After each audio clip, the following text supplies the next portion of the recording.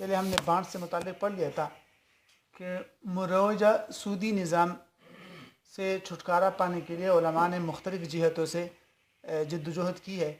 تو اسی کے نتیجے میں اسلامی بینکاری کے مقابل میں نہیں سودی بینکاری کے مقابل میں اسلامی بینکاری اور انشورنس کے مقابل میں تکافل اور بانڈز کی جگہ پر سکوک آ گئے ہیں. تو آج ہم اسی سکوک سے متعلق کچھ وضاحت کرتے ہیں. ان سکوک کے بارے میں آتا ہے کہ یہ سن 1978 میں اردن کی حکومت نے سب سے پہلے مضاربہ سکوک جاری کیے تھے. پھر 1990 میں اسلامی فقہ اکیڈمی جدہ انہوں نے بانڈز کو حرام قرار دے کر اس کے متبادل کو تلاش کرنے کا حکم دیا تھا. اور پھر انہوں نے ہی سن 2004 میں سکوک التاجیر یعنی اجارے کے سکوک کے لیے ایک معیار مقرر کیا، انہیں قرارداد منظور کر لی. لیکن 2004 سے پہلے ہی سن 2003 میں ایوفی یعنی ہیئت المحاسبہ والمراجعہ للمؤسسات المالیہ الاسلامیہ کی جو شرعی اسٹینڈرڈ ہیں المعایر شرعیہ، انہوں نے سن 2003 میں ایک معیار مقرر کیا جو آج کل کے معایر شرعیہ میں 17 نمبر پر موجود ہے، سکوک الاستثمار. ان میں انہوں نے سکوک کی اقسام، خصائص، احکام و ضوابط بڑی تفصیل کے ساتھ ذکر کیا اور تقریباً 14 قسم سکوک کی ذکر کیا اور بڑا تفصیلی معیار انہوں نے طے کیا ہے. تو اسی معیار کو سامنے رکھتے ہوئے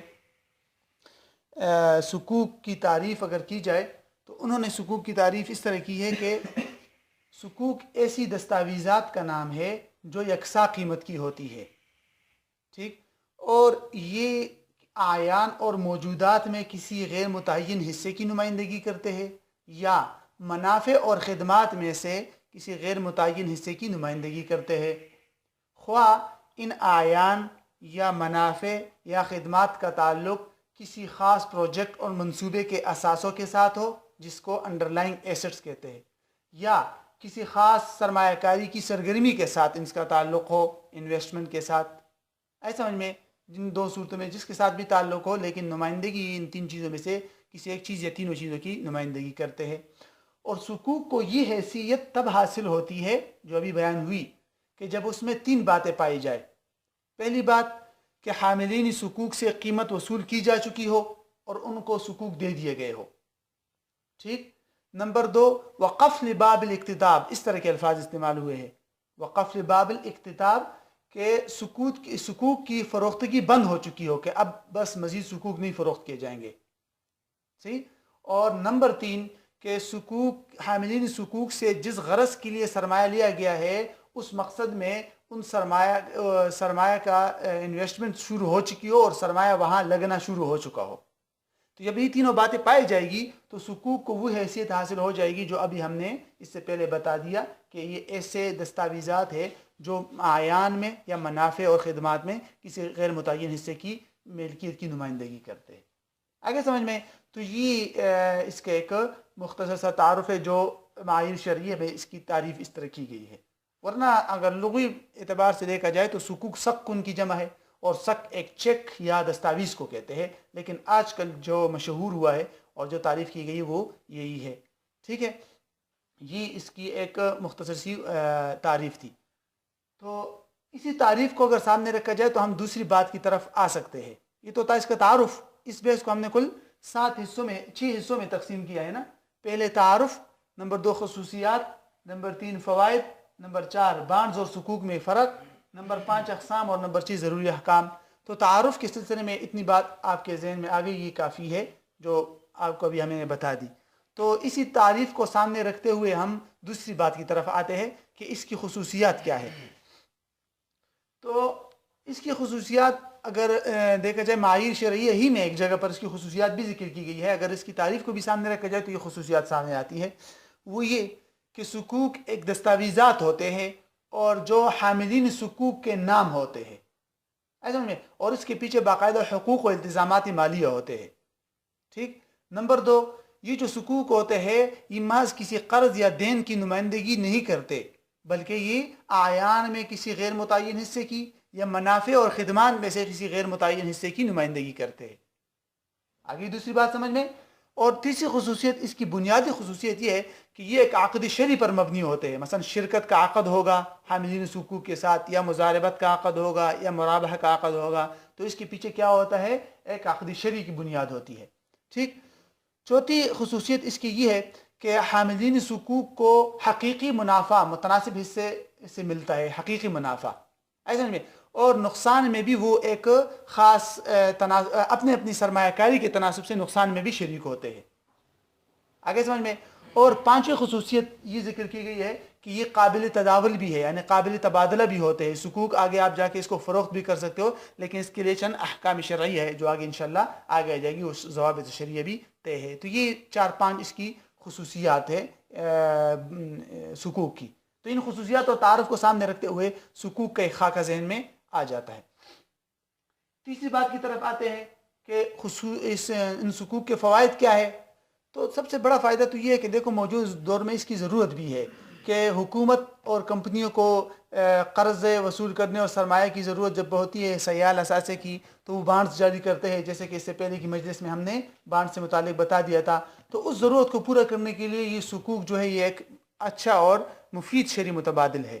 ایسا میں اس کے ذریعے چھوٹی چھوٹی رقمیں بھی سرمایہ کاری میں لگ سکتی ہے اور ترقیاتی کاموں میں اضافہ بھی ہو سکتا ہے۔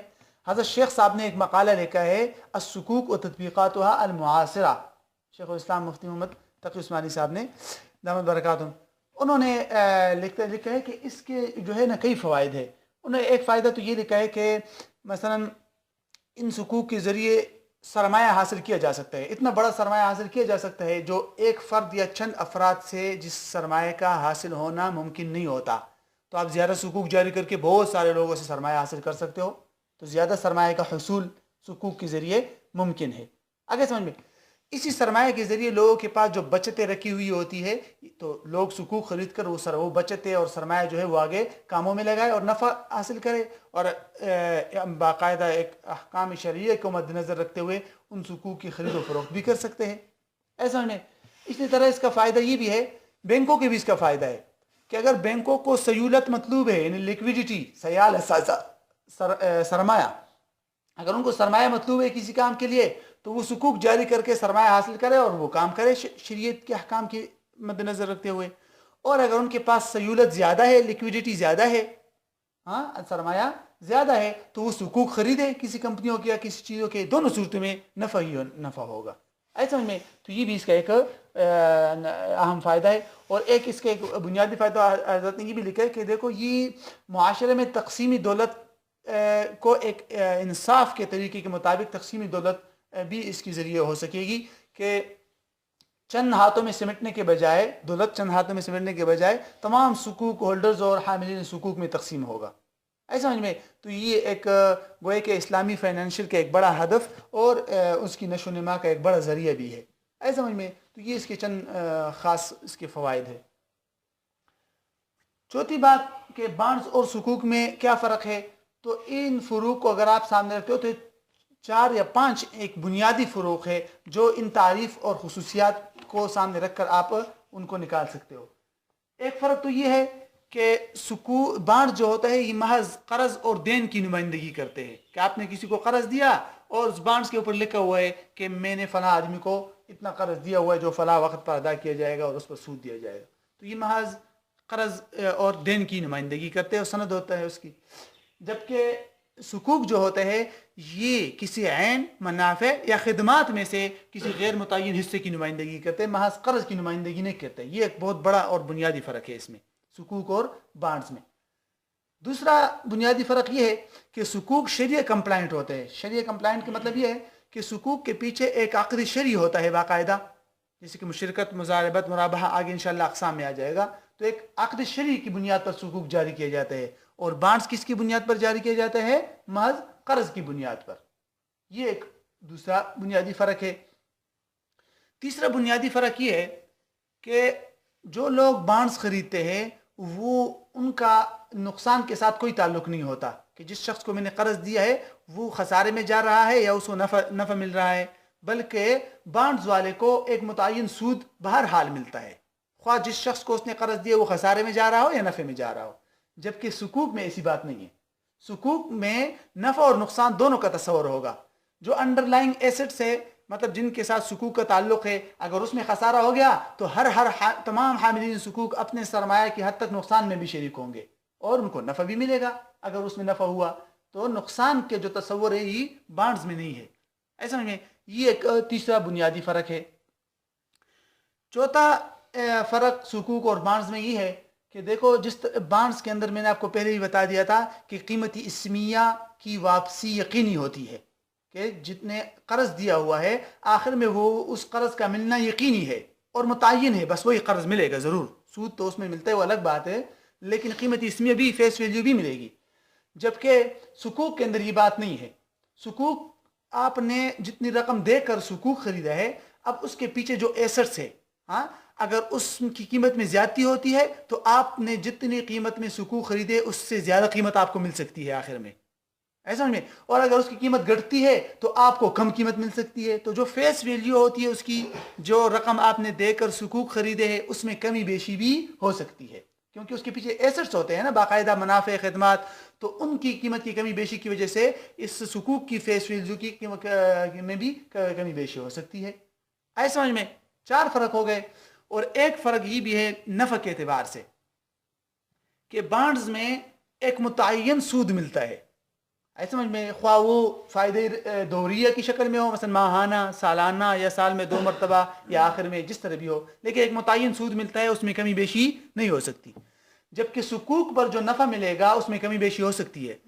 کیسے کہ اس کے پیچھے جو انڈر لائنگ ایسٹس ہے یا اساسجات ہے، اس کی مارکیٹ ویلیو کو دیکھتے ہوئے اگر وہ زیادہ قیمت میں فروخت ہو گیا تو نفع زیادہ ہوگا، کم قیمت میں فروخت ہو گیا تو نفع کم ملے گا حاملین سکوک کو.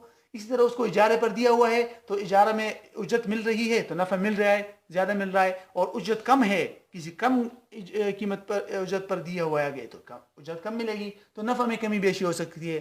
جبکہ بانڈز والوں کے نفع میں کمی بیشی نہیں ہو سکتی، وہ ایک متعین نفع ہوتا ہے. یہ چند 4-5 فروق ہے، بنیادی فروق کس میں؟ بانڈز اور سکوک میں. ٹھیک، اب آتے ہیں 5ویں بات کی طرف کہ سکوک کی اقسام کیا ہے. تو میں نے جیسے کہ آپ کو پہلے بھی بتا دیا کہ معاییر شرعیہ میں جو سکوک الاستثمار کے نام سے معیار مقرر ہے اس میں تقریباً 14 اقسام ہے سکوک کے. آگے سمجھ میں مثلا سکوک الشرکہ، مضاربہ، سلم، استثناء، اجارہ، مرابحہ، مزارعت، مساقات، مغارسہ، وکالہ، اس طرح گنتے گنتے تقریباً 14 اقسام اس کی بیان کی گئی ہے. اور دیگر عربی مقالوں کو اگر آپ دیکھو گے تو ایک ایک کے اندر بھی کئی قسمیں نکالی ہے. شرکت کے اندر شرکت مطلقہ، مقیدہ، ملک، عین اور آگے پھر عقد، اور عقد کے اندر پھر صورتیں نکال کے ایک ایک کے اندر 10 صورتیں نکال کے پتہ نہیں کتنی قسموں تک لے گئے. ایسا نہیں، تو بہت ساری قسمیں ہیں اور ان میں سے بعض قسمیں جو ہے نا وہ قابل عمل بھی نہیں ہے. مطلب کیونکہ 2003 میں یہ معیار طے ہوا ہے تو آج تک مغارسہ، مزارعہ، مساقات کی سکوک کے بھی جاری نہیں ہوئے. شرکت کے ہوئے ہیں، مزاربت کے ہوئے ہیں، مرابحہ اجارہ کے ہوئے ہیں، سلم استثناء کے ہوئے ہیں، لیکن ان کے نہیں ہوئے. تو بعض قسمیں ایسی ہیں جو قابل عمل بھی نہیں ہے. اس لیے ان تمام قسموں میں تفصیل سے جانے سے پہلے ہم 3 تقسیمات ذکر کرتے ہیں. قسم اور تقسیم میں فرق ہے نا، قسم تقسیم کے تحت آتے ہیں تو 3 تقسیمات ذکر کرتے ہیں، اس کے تحت جو قسم آئے گی وہ خود بخود آ جائے گی. ایسے سمجھ میں پہلی تقسیم ہے کہ سکوک الاعیان، کہ وہ سکوک جو کسی عین میں ایک غیر متعین حصے کی نمائندگی کرتے ہیں، موجودات میں غیر متعین حصے کی ملکیت کی نمائندگی کرتے ہیں. تقسیم نمبر 2 سکوک المنافع، وہ سکوک جو عین میں کسی حصے کی نمائندگی نہیں کرتے بلکہ منافع کی نمائندگی کرتے ہیں، ایک غیر متعین حصے کی بعض منافع کی نمائندگی کرتے ہیں. آگے آ جائے گا سمجھ میں. نمبر 3 سکوک الخدمات، جس کے پیچھے خدمات ہوتی ہے، سروسز ہوتی ہے، نہ عین ہوتا ہے نہ منافع بلکہ سروسز. تو پہلی تقسیم سکوک الاعیان، اس کے تحت کئی قسمیں آ سکتی ہے. سکوک الشرکت، سکوک المضاربہ، مرابحہ، سلم، اجارہ، اور استثناء، یہ سارے اس کے تحت آ سکتی ہے. مثلا میں آپ کو صرف مثالیں دیتا ہوں کہ ایک آدمی ہے، اس کے پاس ایک گھر ہے، ٹھیک ہے، تو وہ اس گھر کو ایک آدمی کو فروخت کرنے کے بجائے اس طرح کرتا ہے کہ اس گھر کو 10 حصوں میں تقسیم کرتا ہے. ایک حصہ اپنے پاس رکھتا ہے اور 9 حصوں کے ایک ایک حصے کا ایک ایک سکوک سک جاری کرتا ہے. ٹھیک ہے، اور مثلا ایک سکوک کی ایک سک کی قیمت ہوگی مثلا 1 لاکھ روپے. 9 آدمیوں کو 9 سکوک فروخت کر دیے اس نے. ایسے سمجھ میں تو 9 آدمی نے 1,00,000 روپے دے دیے، تو اس آدمی کو چونکہ سرمایہ کی ضرورت تھی 9 لاکھ روپے کی، اس کو سرمایہ حاصل ہو جائے گا 9 لاکھ روپے، اور یہ گھر 10 آدمی میں مشترک ہو جائے گا، 9 حاملین حقوق ہو جائیں گے اور ایک ہی آدمی خود، تو ہر آدمی کو 10% حصہ اس ملکیت کی نمائندگی کرے گا اس گھر کے اندر۔ اب ان کو اختیار ہے سب کو، خواہ اس گھر کو آگے اجارے پر دے اور ہر آدمی 10% اجرت لے، ہاں سمجھ میں، اور یا اس طرح کرے کہ یہی جو مالک تھا اصل میں اس کو دے دے کہ تم ہی استعمال کرو، تم ہی رہو اس میں، ہاں، اور یہ مالک ان 9 آدمیوں کو اجارہ دے 9 حصوں کی، ان کو نفع ملے گا نا، اور آخر میں پھر ان کے حصوں کو خرید لے، ہر ایک یونٹ کو ایک ایک کر کے خریدتا جائے، ایسے سمجھ میں، تو یہ حقوق الشرکہ ہو جائے گا، ایسے سمجھ میں۔ اسی طرح حقوق الشرکت العقد بھی ہو سکتا ہے کہ آپ ایک کاروبار شروع کرنا چاہتے ہو، ایسے سمجھ میں، کوئی بڑا سا دکان، مثلا ایک بڑی دکان کھولنا چاہتے ہو کسی چیز کی، اور اس کے لیے سرمایہ کی ضرورت ہے، تو کچھ سرمایہ آپ اپنی طرف سے لگاؤ، کچھ سرمایہ آپ حقوق جاری کر کے لوگوں سے لو، مثلا لاکھ کے حقوق آپ نے جاری کر دیا اور 20 آدمیوں سے آپ نے سرمایہ حاصل کر دیا، تو حاملین حقوق کل کتنے ہو جائیں گے؟ 20، اور ایک آپ ہو جاؤ اور شرکت کا کاروبار شروع کرو، تو وہ سارے کے سارے آپ عمل بھی کرو، تو شریک بھی ہو سکتے ہو، آپ عمل بھی کر سکتے ہو، وہ سارے کے سارے آپ کے شرکاء شمار ہوں گے، سلیپنگ پارٹنر، غیر عامل شریک، اور ان کو ایک متناسب حصہ فائدہ دیتے رہو، آئے سمجھ میں۔ تو یہ حقوق شرکت لاقت بھی ہو سکتا ہے۔ ایسے حقوق جو ہے جب شرکت کا کاروبار شروع ہو جاتا ہے تو پیچھے آیان کی نمائندگی کرتے ہیں نا، تو یہ تمام حقوق الآیان میں آتا ہے۔ اسی طرح حقوق المرابحہ بھی آتا ہے اس میں۔ حقوق المرابحہ کی صورت کیا ہوگی؟ حقوق المرابحہ کی صورت یہ ہے کہ میں سامان خرید کر اس کو آگے نفع پر بیچنا چاہتا ہوں، لیکن میرے پاس سرمایہ نہیں ہے، تو میں اس طرح کرتا ہوں کہ میں حقوق جاری کرتا ہوں، 10 حقوق جاری کر دیے، ایک شق اس میں نے خود خرید لیا اور 9 حقوق حاملین حقوق نے خرید لیے، 1,00,000 روپے مثلا میں نے جمع کر دیے اور 9 لاکھ روپے حاملین حقوق 9 آدمیوں نے دے دیے، اس 10 لاکھ روپے کی ایک چیز ہم نے خرید لی مشترکہ طور پر، تو اب اس عین کی نمائندگی کریں گے، جب خرید لیں ہم اور وہ چیز وجود میں آ جائے تو یہ حقوق کس کی نمائندگی کریں گے؟ اب عین کی۔ ایسی صورتحال میں تو جب عین کی نمائندگی کریں گے اس طرح کی صورتحال میں تو تمام حقوق ہولڈر جو ہے وہ اس میں 10% کے مالک شمار ہوں گے، ہاں، تو اب ان کو اختیار ہے، تو بعد میں جو ہے اس کو آگے فروخت کر دیں نفع کے ساتھ ادھار، اور جو بعد میں نفع ملے گا وہ تمام حاملین حقوق میں ان کے حصوں کے مطابق تقسیم کر لیا جائے، مرابحہ ہو جائے گا۔ یہ تو تھا کہ میں بھی اس میں شریک ہو جاؤں۔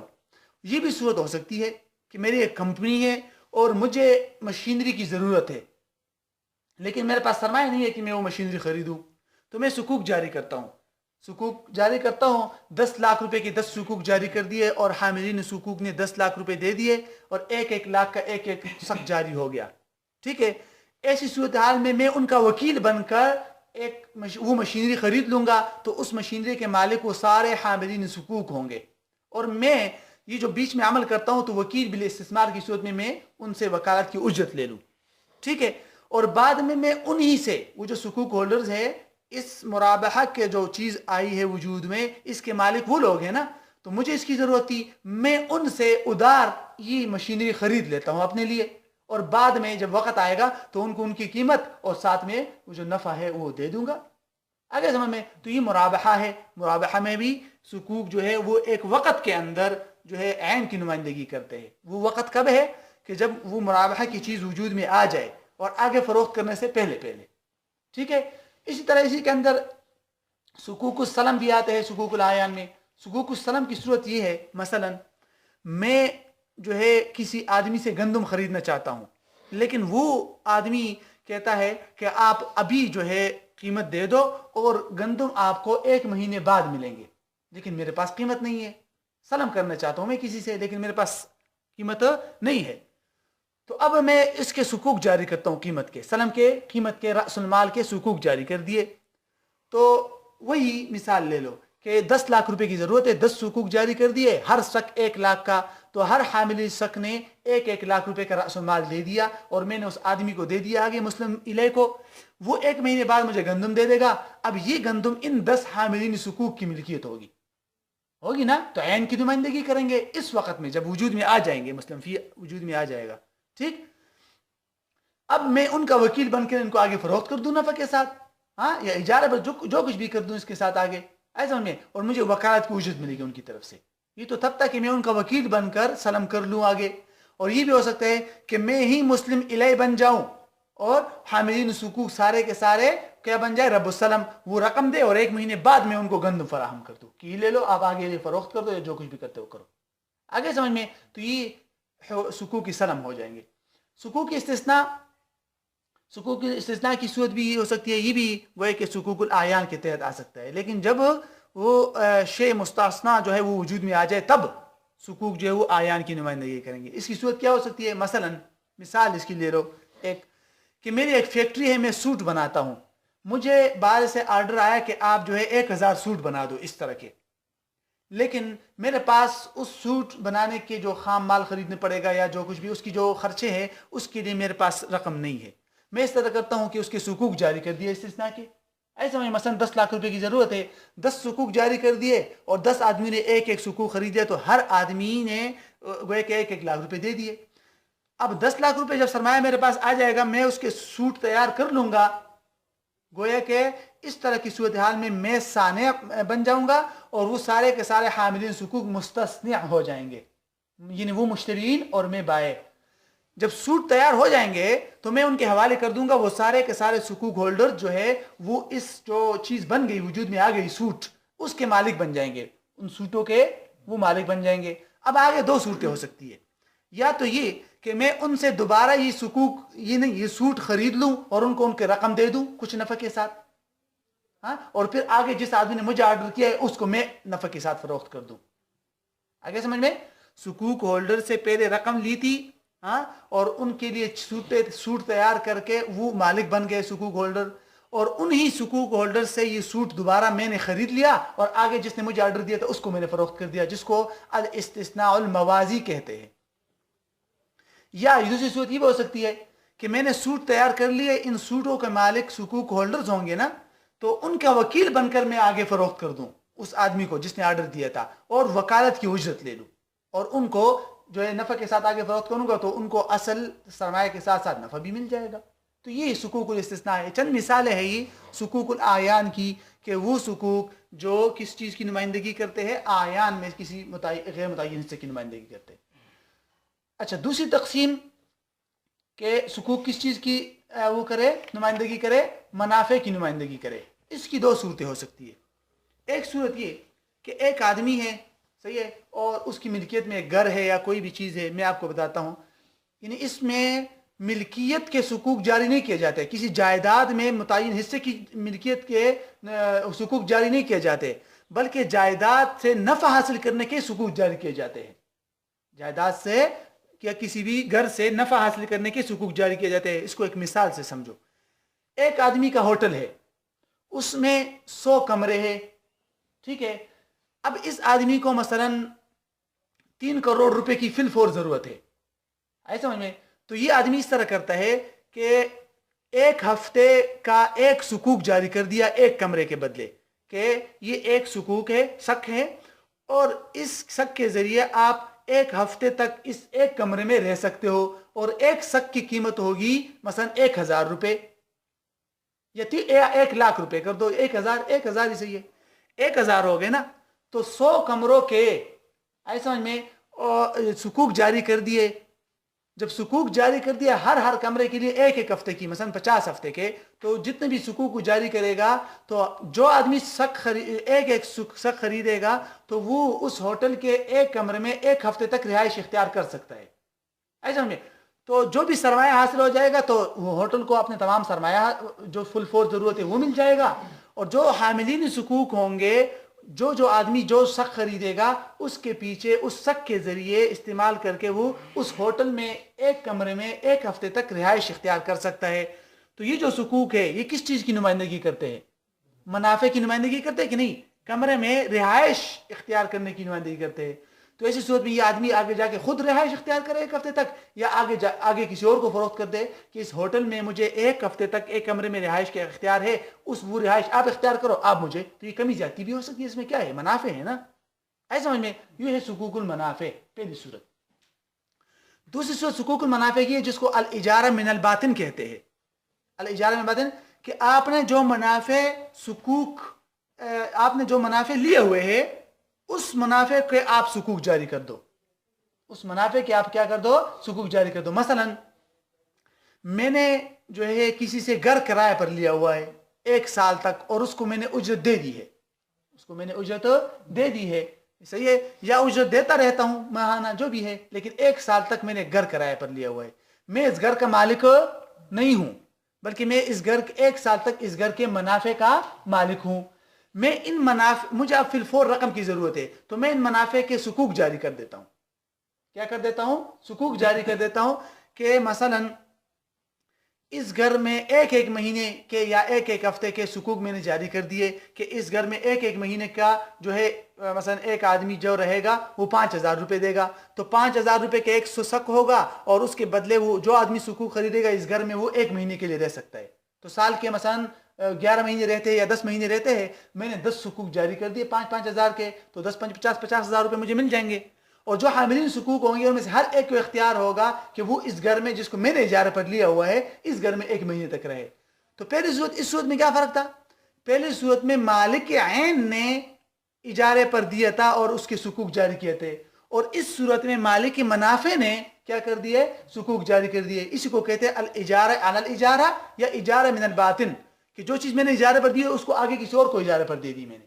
ایسا سمجھ میں. اور یہ حنفیہ کے نزدیک تو کمی زیادتی کے ساتھ تب جائز ہے کہ جب اس میں کچھ کمی زیادتی کی گئی ہو یا جو اجرت ہے اس کی جنس تبدیل ہو، لیکن دیگر ائمہ کے نزدیک یہ شرط نہیں ہے، وہ کمی زیادتی کے ساتھ جائز قرار دیتے ہیں اس کو. یہ ہے سکوک المنافع کی دوسری صورت. سکوک المنافع کی تیسری صورت جس کو الاجارہ موصوفہ فی الذمہ بھی کہتے ہیں. الاجارہ موصوفہ فی الذمہ مثلا یہی صورت ہے کہ مثلا میں ایک پلاٹ یا میں ایک فلیٹ بنانا چاہتا ہوں، تعمیر کرنا چاہتا ہوں جس میں 50 کمرے ہوں گے یا جتنے بھی 10 کمرے ہوں گے مثلا، لیکن میرے پاس رقم نہیں ہے، ہاں ہے کم ہے. میں اس طرح کرتا ہوں کہ 10 آدمیوں کے لیے سکوک جاری کرتا ہوں 1 لاکھ روپے کے، اور ان کو کہتا ہوں کہ جب یہ چیز تیار ہو جائے گی، میں ابھی بنا رہا ہوں، جب یہ چیز تیار ہو جائے گی تو اس کے 1 کمرے میں تم لوگ 1 سال تک رہ سکتے ہو، 1 سال تک رہ سکتے ہو. تو یہ الاجارہ موصوفہ فی الذمہ یا الاجارہ مضافہ للمستقبل ہے کہ وہ اجارہ کب وجود میں آئے گا؟ جب یہ چیز تیار ہو جائے گی تو تب وہ آدمی اس گھر میں رہے گا. اس کو کہتے ہیں الاجارہ موصوفہ فی الذمہ. میں ان لوگوں سے رقم لے کر گھر کو تعمیر کر لوں گا، بعد میں جب گھر کے کمرے وجود میں آ جائیں گے تو ان میں سے ہر ایک کو اختیار ہوگا کہ 1 سال تک 1 کمرے میں رہے. تو یہ بھی ہے، یہ بھی سکوک المنافع ہے، لیکن اس میں اور سابقہ صورت میں فرق ہے کہ وہاں جو شیء مستأجر تھا وہ وجود میں آ چکا تھا، لیکن اس صورت میں ابھی تک وجود میں نہیں آیا. تو یہاں جب تک وہ چیز وجود میں آئے گا نہیں تو یہ سکوک آگے آپ فروخت نہیں کر سکتے، کیونکہ ابھی تک وہ منافع وجود میں نہیں آئے. تو جب یہ کمرے وجود میں آ جائیں گے تو آپ منافع کے مالک بن جاؤ گے، تب آپ آگے اس کو فروخت کر سکتے. یہ تیسری صورت ہے سکوک المنافع کی. 2 تقسیمات ہو گئی. ایک تقسیم تھی سکوک الاعیان کی، دوسری تقسیم تھی سکوک المنافع کی، اور تیسری تقسیم ہے سکوک الخدمات کی. سکوک الخدمات کا یہ ہے کہ کسی متعین ادارے کے خدمات کے بدلے میں سکوک جاری کیے جائے اور لوگوں سے رقم لے کر لوگ جو ہے ان خدمات کے مالک ہو جائیں گے، لوگ ان خدمات کے کیا ہو جائیں گے؟ مالک ہو جائیں گے. اب وہ خدمات خود حاصل کرے یا کسی اور کو فروخت کر دے، سروسز. اس کی ایک مثال میں آپ کو دیتا ہوں. مثلا ایک یونیورسٹی ہے، وہ 3 سال میں 3 لاکھ روپے لے کر MBA کا کورس کرواتی ہے. مثلا 3 لاکھ روپے لیتی ہے لوگوں سے اور پھر 3 سال میں ان کو MBA کا کورس کراتی ہے. لیکن اس یونیورسٹی کو مثلا پیسوں کی ضرورت ہے، رقم کی ضرورت ہے، مثلا 3 کروڑ روپے کی ضرورت ہے. انہوں نے اس طرح کر دی ہے کہ 100 سکوک جاری کر دیے MBA کے کورس کے. MBA کے کورس کے کتنے سکوک جاری کر دیے؟ 100. ہر سکوک 1 MBA کے کورس کی نمائندگی کرے گا. تو ہر سک کی رقم کتنی ہوگی؟ 3 لاکھ نا. 1 MBA کورس کی قیمت 3 لاکھ ہے، تو 100 سکوک جاری کر دیے تو 3 لاکھ کے بدلے 3 کروڑ روپے حاصل ہو جائیں گے. ان کو تو رکھا. اب جو سکوک ہولڈرز ہوگا وہ اسی ادارے سے MBA کی خدمات حاصل کرنے کا مالک بن جائے گا. گویا کہ اس نے 3 لاکھ روپے دے دیے اور وہ خدمات اس ادارے سے خرید لیے. اس نے MBA کے کورس کے خدمات حاصل کرنے کے کیا کر دیے؟ اس نے یعنی خرید لیے. اب اس کے اختیار ہے خواہ خود جا کے وہاں MBA کرے ان 3 لاکھ کے بدلے، یا ان خدمات کو کسی اور پر آگے فروخت کرے کمی زیادتی کے ساتھ، کیونکہ یہ پیچھے رقم تو نہیں ہے نا، یہ پیچھے خدمات ہے، سروسز ہے. لہٰذا یہ ہے اس کی مثال سکوک الخدمات کی یا سکوک سروسز کی سکوک کی. یہ ہو گئی اس کی بنیادی اقسام. ورنہ تو اس کے اور بھی اقسام ہیں، مزارعات، مغارسہ وغیرہ، وہ آپ معایر شریعہ میں پھر دیکھ لینا اگر کسی دن مل جائے معایر. آئے سمجھ میں؟ یہ تو تھا اس کے بارے میں اقسام. اب آتے ہیں سکوک کی ضروری احکام کے بارے میں. احکام تو اس کے بہت سارے ہیں، لیکن ہم اس کو خلاصہ کے طور پر آپ کو چند احکام بتا دیتے ہیں جو ضروری ہے. وہ یہ کہ آپ پہلے ایک بات ذہن میں رکھ لو، سکوک کے 4 مراحل ہوتے ہیں. سب سے پہلا مرحلہ ہوتا ہے اجراء کا، جس کو اصدار السکوک کہتے ہیں عربی میں بالصاد، سکوک ایشوینس. صحیح ہے، سکوک جاری کرنا. نمبر 2 ہوتا ہے اکتتاب، جس کو عربی میں کہتے ہیں. کیا ہوتا ہے اس کو؟ اکتتاب. کہ سکوک ہولڈر جو لوگ سکوک خریدنا چاہتے ہیں وہ آئے اور رقم جمع کر کے اپنے نام سے ایک سکوک خرید لیا انہوں نے. اس کو کیا کہتے ہیں؟ اکتتاب. نمبر 3 اس کو کہتے ہیں تداول، کہ سکوک خریدنے کے بعد آگے اس کو کیا کرنا؟ تبادلہ کرنا، کسی اور کے ہاتھ اس سکوک فروخت کرنا. تیسرا مرحلہ. چوتھا مرحلہ ہے اطفاء، طوا کے ساتھ، یعنی سکوک کو منجمد کر دینا، بند کر دینا، کہ اب ان سکوک کی خرید و فروخت نہیں ہو سکتی.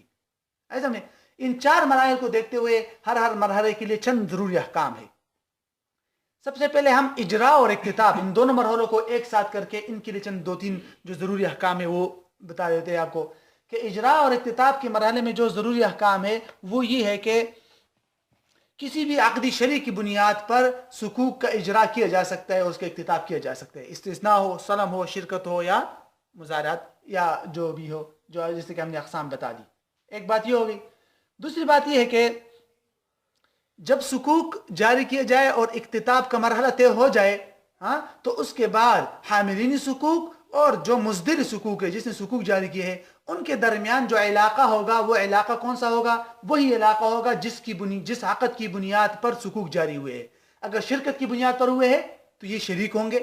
مضاربت کی بنیاد پر ہوں گے تو مصدر سکوک جو ہوگا وہ کیا ہوگا؟ مضارب. اور جو حاملین سکوک ہے وہ رب المال وغیرہ وغیرہ. جو عقد ہوگا نا، اسی عقد کی بنیاد پر ان دونوں کے درمیان میں علاقہ طے ہوگا، تعلق کیا ہے ان کے آپس میں. اور اسی عقد کے احکام بھی اس پر جاری ہوں گے. شرکت ہے تو شرکت کے احکام، مضاربت ہے تو مضاربت کے احکام. آگے سمجھ میں 2 باتیں ہوگی. تیسری بات کہ جو حاملین سکوک ہوں گے جب وہ آئیں گے اور سکوک خریدنے کے لیے پیشکش کریں گے تو وہ ان کی طرف سے ایجاب شمار ہوگا. اور جب جو مصدر سکوک ہے، جس نے سکوک کے اجراء کے لیے اعلان کیا تھا، وہ جب قبول کر لے گا تو قبول ہو جائے گا. ہاں البتہ یہ ہے کہ یہ جو مصدر سکوک ہوتا ہے یہ اجراء کے لیے ایک اشتہار یا منشور جاری کرتا ہے پہلے، جس کو الدعایہ بھی کہتے ہیں یا نشرۃ الاصدار بھی کہتے ہیں. اگر اس ہی کے اندر ہی ایجاب کر لیا ہے اس نے تو پھر ان کی طرف سے قبول ہوگا، حاملین سکوک کی طرف سے. تو ایجاب و قبول کے بارے میں یہ نقطہ ہے. آئے سمجھ میں؟ یہ ہوگی بات. ایک اور نقطہ اسی اجراء و اکتتاب کے سلسلے میں یہ بھی ہے کہ جو لوگ یا کمپنی سکوک جاری کرے گا، تو اس کے لیے کوئی اور آدمی، بینک وغیرہ یا کوئی بھی ہو، وہ یہ ضمانت لے سکتا ہے کہ اگر آپ کے تمام سکوک فروخت نہ ہوئے تو ہم خرید لیں گے. یہ شیئرز میں آج کل اس طرح ہوتا ہے، جس کو عربی میں ضمان الاکتتاب یا انڈر رائٹنگ کہتے ہیں. وعدہ کر سکتے ہیں کہ اگر آپ کے سکوک کسی نے نہیں خریدے تو ہم خرید سکتے ہیں، لیکن اس پر فیس وصول نہیں کر سکتے، کیونکہ محض وعدے پر فیس ہوگا یہ جائز نہیں ہے. اس لیے وعدہ محض صرف کر سکتے ہیں. تو ٹھیک. اچھا جی، پھر ایک اور اہم نقطہ کہ حاملین سکوک جب اکتتاب کا مرحلہ طے ہو جائے تو اس کے بعد حاملین سکوک جو ہے ان کی ذمہ داری نفع و نقصان کے ساتھ مرتبط ہو جائے گی. یعنی ان سکوک کے پیچھے جو اثاثے ہوں گے، اگر ان کو نفع ہوگا تو ان کا تعلق نفع کے ساتھ ہوگا، اگر اس میں نقصان ہوگا تو ان کو نقصان بھی برداشت کرنا ہوگا، ہر ایک کو اپنے سرمایہ کے مطابق. آگے سمجھ میں یہ بات ہو گئی. اچھا، یہ تو ہو گیا اس کے اجراء اور اکتتاب کے سلسلے میں چند بنیادی باتیں. ٹھیک ہے. تو اب آتے ہیں تیسرے مرحلے کے پاس، تداول کے سکوک کے تبادلہ کے سلسلے میں جو ضروری باتیں ہیں. اس کے لیے آپ ایک بنیادی نقطہ ذہن میں رکھو تو بس آپ کو وہ کافی ہے. وہ بنیادی نقطہ یہ ہے کہ صرف وہی سکوک قابل تبادلہ ہو سکتے ہیں، آگے اس کا فروخت ہو سکتے ہیں، جن میں 4 شرائط پائی جائے. جن میں کیا شرائط پائی جائے؟ 4. اگر وہ 4 شرائط نہیں پائی جائے گی تو وہ سکوک قابل تبادلہ نہیں ہوں گے. نمبر 3 شرائط تو وہی ہے جو ہم نے تعریف میں ذکر کی تھی. نمبر 1 کہ حاملین سکوک سے قیمت وصول ہو چکی. نمبر 2 سکوک کا اکتتاب بند ہو چکا، دروازہ بند ہو چکا، اب مزید سکوک فروخت نہیں ہو رہے. دو ہو گئے. نمبر 3 جس غرض کے لیے سرمایہ حاصل کیا جا چکا ہے وہاں سرمایہ کاری شروع ہو چکی, یعنی رقم لگنا شروع ہو چکا. نمبر 4 کہ ان حقوق کے پیچھے عین ہو یا منافع ہو یا خدمات میں سے کچھ حصہ ہو, محض دیون نہ ہو یا نقود نہ ہو. ایسا میں یہ 4 شرائط پائی جائے گی تو وہ حقوق جو ہے وہ ٹریڈ ایبل ہوں گے, یعنی قابل تبادلہ ہوں گے, ورنہ تو وہ نان ٹریڈیبل ہوں گے, مطلب ان کا تبادلہ جائز نہیں ہوگا. تبادلہ جائز نہیں ہونے کی ایک صورت میں آپ کو بتاتا ہوں. مثلا مرابحہ کے لیے میں نے لوگوں سے رقمیں وصول کر لی نا. جب رقم وصول کر لی, ابھی مرابحہ کی چیز خریدی نہیں ہے, تو ابھی تک یہ حقوق کے پیچھے کیا ہے؟ جب تک مرابحہ کی چیز نہیں خریدی اور صرف سرمایہ ہے میرے پاس, تو اس وقت تک ان حقوق کے پیچھے صرف اور صرف رقم ہے. تو اس لیے ان حقوق قابل تبادلہ نہیں ہوں گے کبھی بیشی کے ساتھ, صرف فیس ویلیو پر فروخت کر سکتے ہو کیونکہ ان کے پیچھے صرف رقم ہے.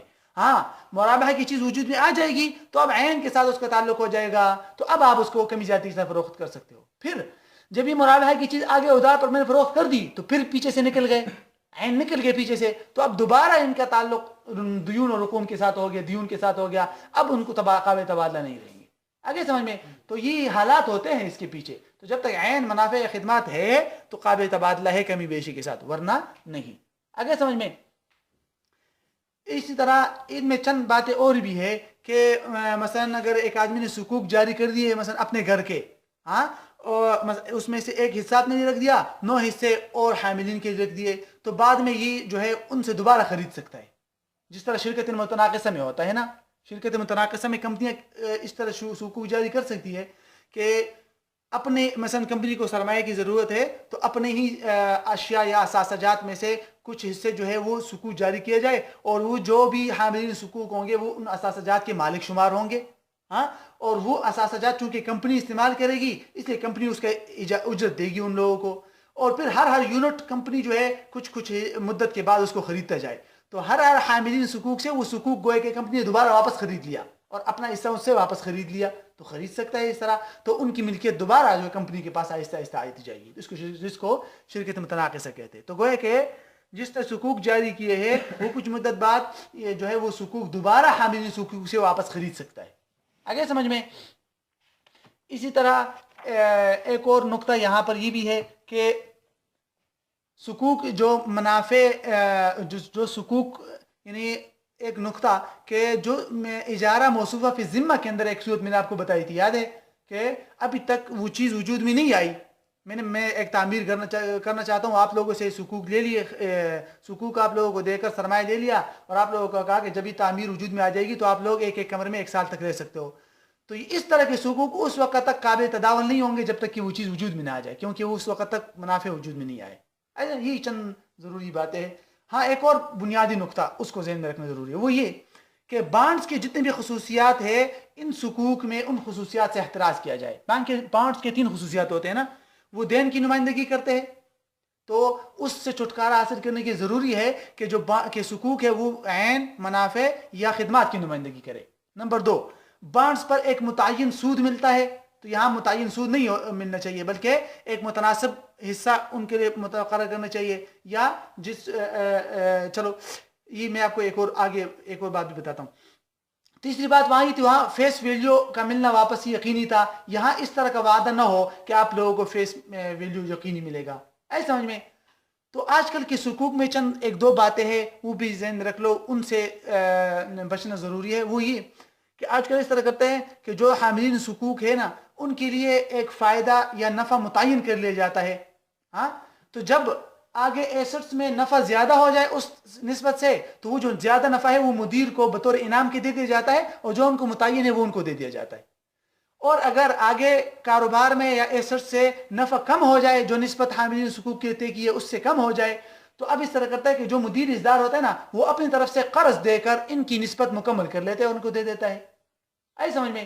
لیکن نسبت ان کے لیے متعین ہوتی ہے, اور یہ اس لیے ہوتی ہے نا کہ یہ سود جس نسبت سے ملتا ہے آج کل جس کو لائبور کہتے ہیں نا اس نسبت کے ساتھ مشابہت کے لیے. لیکن یہ دونوں باتیں بڑی خراب ہے, یہ صحیح نہیں ہے. انعام تو اس لیے صحیح نہیں ہے نا, کم از کم مغرو تو ہو گئی انعام اگر ناجائز نہیں ہو تو, کیونکہ یہ انعام وہ آدمی اس لیے لیتا ہے کہ بعد میں جب وہ نسبت کم ہوگی تو تاکہ ان لوگوں کو قرض دے گا. تو یہ انعام اقتصادی اعتبار سے بھی درست نہیں ہے اور شرعی اعتبار سے بھی کوئی زیادہ درست معلوم نہیں ہوتا. اور جو قرض کی بات ہے، قرض کی بات یہ تھی نا کہ اگر آگے ایسٹس میں نفع کم ہو جائے تو ان لوگ حاملین حقوق کی نسبت کو مکمل کرنے کے لیے وہ آدمی ان کو قرض دے دیتے ہیں، بعد میں وہ قرض جو ہے وہ دوسرے نفع سے وصول کر لیتا ہے. تو یہ بھی درست نہیں ہے. کیوں؟ اس لیے کہ اگر شروع ہی میں یہ عقد طے ہو کہ ہم آپ سے حقوق خریدتے ہیں لیکن شرط کے ساتھ کہ ہماری یہ نسبت ہے، اگر اس میں کم ہوگی تو آپ ہمیں قرض دو گے، یہ تو بیع و سلف ہو گیا، بیع و شرط ہو گیا. ہاں، یہ شرعاً ناجائز ہے. لہٰذا یہ جو قرض کی بات ہوتی ہے نا کہ اگر آپ لوگوں کی نسبت کم ہوگی ہم آپ کو قرض دے کر آپ کی نسبت مکمل کریں گے، یہ ناجائز ہے. ایسا میں اور ایک اور بات کہ فیس ویلیو کے لیے، کہ فیس ویلیو حاملین حقوق کو ضرور ملے، اس کے لیے یہ کیا جاتا ہے کہ ان کے ساتھ وعدہ کیا جاتا ہے کہ 1 سال بعد آپ لوگوں کے حقوق جو ہے ہم قیمتی اسمیہ پر خرید لیں گے. یہ بھی ناجائز ہے. آئے سمجھ میں؟ یہ کیوں ناجائز ہے؟ اس لیے کہ مزدر حقوق جو ہے نا اس کے اندر 3 صورتیں ہو سکتی ہے. یا تو وہ شریک ہوگا ہاں ان کا، یا وہ مضارب ہوگا ان کا، یا وہ ان کا وکیل بالاستثمار ہوگا. اور 3 صورتوں میں اس کی طرف سے یہ وعدہ ناجائز ہے. کیوں؟ اس لیے کہ اگر وہ شریک یا مضارب ہے تو گویا کہ اس نے رأس المال کی گارنٹی لے لی اپنے شریک کے لیے یا رب المال کے لیے، اور کسی بھی شریک یا مضارب کی طرف سے رأس المال کی گارنٹی دینا اور ضمانت لینا یہ شرعاً درست نہیں ہے. وہ تو ضامن نہیں ہوتا. ایسا سمجھ میں؟ تو اس لیے یہ وعدہ درست نہیں ہے کہ میں آپ لوگوں کے حقوق قیمتی اسمیہ پر خرید لوں گا. ایسا سمجھ میں؟ اور اگر وہ وکیل بھی استثمار ہے تو وکیل تو امین ہوتا ہے، اس کو ضامن کیسے قرار دیا جا سکتا ہے؟ اس لیے اگر وہ یہ گارنٹی دیتا ہے کہ میں 1 سال بعد آپ لوگوں کے حقوق فیس ویلیو پر خرید لوں گا، تو گویا کہ وہ گارنٹی دے رہا ہے کہ میں ضامن ہوں کہ میں زیادتی کا. تو یہ ضمانت بھی جائز نہیں ہے، وہ تو امین ہوتا ہے. بہرحال جو بھی ہو، تو نہ تو قرض کی بات طے ہو سکتی ہے کہ ان کے لیے ایک نسبت متعین کر لیا جائے، اگر اس سے کمی ہو تو ان کو قرض دیا جائے گا، اور نہ ہی فیس ویلیو کا وعدہ کیا جائے. ہاں، یہ وعدہ کیا جا سکتا ہے، یہ وعدہ مصدر کر سکتا ہے کہ جب 1 سال بعد جو 1 سال مکمل ہو جائے گا تو آپ لوگوں کے جو حقوق ہے وہ میں خرید لوں گا، لیکن اس کے پیچھے جو اثاثے یا آیان وغیرہ ہوں گی ان کی مارکیٹ ویلیو کو دیکھ کر کہ ان کی مارکیٹ ویلیو کیا ہے وہ میں خرید لوں گا. تو ٹھیک ہے، پھر اس میں کوئی قباحت نہیں ہے. آگے سمجھ میں ایک بات اور رہتی ہے یہاں پر کہ ان کو آپ فوائد کے بعد ذکر کر سکتے ہو، وہ میرے ذہن سے نکل گیا، وہ بھی معایر میں ذکر ہے. اس کو نشرۃ الاصدار کہتے ہیں، یا حقوق کا منشور آپ اس کو کہہ سکتے ہو. حقوق کا منشور یعنی جو اشتہار کمپنی کیا کرے گی، شائع کرے گی، یہ بھی معایر میں ہے. تو اس لیے میں آپ لوگوں کو بتا دیتا ہوں کہ اگر کسی وقت مطالعے کا موقع ملے تو وہ بند آپ کے ذہن میں آئے. ان میں 6-7 باتیں ذکر کی گئی ہے. لکھا ہے کہ جو کمپنی اشتہار شائع کرے گی یا منشور طے کرے گی نا، اس میں سب سے پہلے تو یہ ضروری ہے کہ جو عقد ہوگا اس کی شرائط طے ہو، اور جو لوگ بھی اجراء کے ساتھ منسلک ہو، یعنی امینی اصدار ہے یا مدیری اصدار ہے یا امین الاستثمار ہے، ان کی وضاحتیں بھی ہونی چاہیے. ایسا سمجھ میں اسی منشور کے اندر جو ہے یہ بات بھی عقد متعین ہونا چاہیے کہ شرکت ہے یا مضاربت ہے یا کیا ہے. اسی منشور میں یہ بات بھی طے ہونی چاہیے کہ اس عقد کی تمام شرائط اور ارکان، مثلا شرکت ہے تو تمام شرکاء کے لیے نفع کی نسبت، اور یہ بات طے ہو کہ ہر شریک اپنے سرمایہ کے تناسب سے نقصان میں شریک ہوگا. 3 باتیں ہوگی. نمبر 4 وہاں یہ ہے کہ شریعت کے احکام کی پاسداری کے لیے ایک کمیٹی کا ذکر ہو اس نشرۃ الاصدار میں، اعلان میں، کہ ہمارے ایک کمیٹی ہے جو ہماری نگرانی کرتی ہے. ایسا سمجھ میں. اسی طرح نمبر 5 کہ اس نشرۃ الاصدار یا اعلان میں یہ صراحت ہو کہ جو نفع ہوگا وہ اس سرمایہ کو آگے جا کے استعمال کر کے اس سے ملے گا، یا جو اس سرمایہ کو آگے استعمال کر کے جو ایسٹ یا خریدیں گے ہم اس سے نفع ملے گا، حقیقی نفع وہ تقسیم کیا جائے گا، تاکہ لوگ یہ نہ سمجھے کہ یہ قرض پر نفع ہے. ایسا میں اس کی صراحت بھی ضروری ہے. نمبر 6 نفع اور نقصان کے اصول طے کیے جائے، خواہ شرکت ہو یا مضاربت ہو، جو بھی ہو. ایسا میں اسی طرح نمبر 7 کہ جیسے کہ ہم نے ابھی احکام میں بتا دیا کہ یہ اس میں نہ ہو کہ قیمتی اسمیہ پر ہم آپ لوگوں کے حقوق خریدیں گے، یہ نہ ہو. ہاں، بازاری قیمت پر حقوق خریدنے کا وعدہ کیا جا سکتا ہے. ایسا سمجھ میں. اور یہ جو وعدہ ہے کہ ہم کیا کر لیں گے، قیمتی اسمیہ پر آپ لوگوں کے حقوق خرید لیں گے، یہ مصدر یہ جو مصدر ہے یا جو آدمی حقوق جاری کرتا ہے وہ تو وعدہ نہیں کر سکتا، لیکن ایک خارجی اور تھرڈ پارٹی کر سکتا ہے اس طرح کا کام. ایسا سمجھ میں. اور اس طرح نمبر 8 ہی کہ زمان الاکتتاب کی گنجائش ہے، وہ کہ اگر کوئی اور ادارہ یہ وعدہ کر سکتا ہے کہ اگر آپ کے حقوق کسی نے نہیں خریدے تو ہم خرید لیں گے. اس بات کا ذکر بھی ہو سکتا ہے، لیکن اس پر وہ نہ ہو اس پر فیس نہ دیا جائے. تو یہ چند باتیں ہیں. جب منشور طے کیا جائے گا نا تو ان منشور میں ان باتوں کا ہونا ضروری ہے. باقی بس یہ خلاصہ ہو گیا کہ کچھ تعارف آپ لوگوں کے ذہن میں آ گیا, خصوصیات اور فوائد بھی آ گئی. منشور کے بارے میں جو 6-7 باتیں تھیں وہ بھی آپ لوگوں کے ذہن میں کچھ آ گئی. پھر آگے بانڈ اور حقوق میں جو 4-5 بنیادی فرق ہے وہ بھی آپ لوگوں کے ذہن میں آ گئے. اقسام جس کو ہم نے 3 تقسیمات کے تحت ذکر کیا تھا, حقوق الاعیان, حقوق المنافع, حقوق الخدمات, وہ بھی آپ لوگوں کے ذہن میں کچھ خلاصہ خاکہ آ گیا ہوگا. اور آخر میں جو ضروری احکام ہے, یعنی اجراء اور اختتاب کے سلسلے میں 3-4 باتیں, تداول کے سلسلے میں جو 4 شرائط تھی وہ بھی ذہن میں رکھو, اور باقی 2-3 باتیں آئے سمجھ میں. اور اتفاع کا مطلب یہ ہوتا ہے نا کہ بند کر دیا جائے حقوق. مثلا یہ کہ آپ سے میں نے حقوق خرید لیے اور آپ کے جو ایسٹس تھا اس کی قیمت آپ کو دے دی, اب یہ حقوق کی خرید و فروخت جائز نہیں ہو سکتی, کیونکہ حقوق کا اتفاع ہو گیا نا, منجمد ہو گیا, ختم ہو گیا. تو یہ اس کو کہتے ہیں اتفاع. یہ چند باتیں تھیں جو میں نے جلدی بتا دی, کیونکہ اس کا موضوع بہت لمبا ہے, اگر تفصیلی اس میں لگ جائے تو بہت وقت اس میں لگ سکتا ہے. تو اس لیے جلدی آپ لوگوں کے ذہن میں آ گیا خاکہ. اب آپ انشاءاللہ اگر اس معیار کا مطالعہ کرو گے, نمبر 17 معیار ہے حقوق الاستثمار معاہدۂ شرعیہ میں, تو انشاءاللہ آپ لوگوں کو وہ معیار سمجھ میں آئے گا. ٹھیک ہے, یہ چند ایک خاکہ سا تھا. چلو اس کے بعد انشاءاللہ کچھ اور دیکھتے ہیں.